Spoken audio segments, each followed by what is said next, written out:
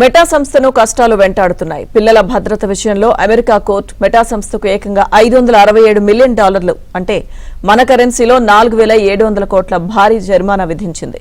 మైనర్ల భద్రత విషయంలో సంస్థ విఫలమైందని, వినియోగదారులను ఎక్కువ సమయం ప్లాట్ఫామ్లలోనే గడిపేలా చేసే ఫీచర్లను రూపొందించిందని అమెరికా కోర్టు తీవ్ర వ్యాఖ్యలు చేసింది.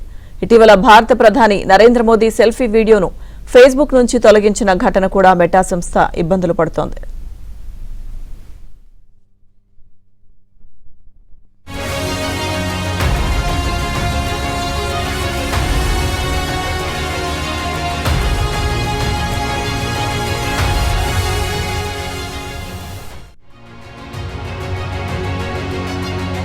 భారీ జరిమానా విధించింది.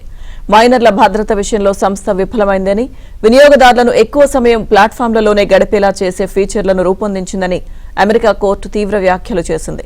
ఇటీవల భారత ప్రధాని నరేంద్ర మోదీ సెల్ఫీ వీడియోను ఫేస్బుక్ నుంచి తొలగించిన ఘటన కూడా మెటా సంస్థ ఇబ్బందులు పడుతోంది.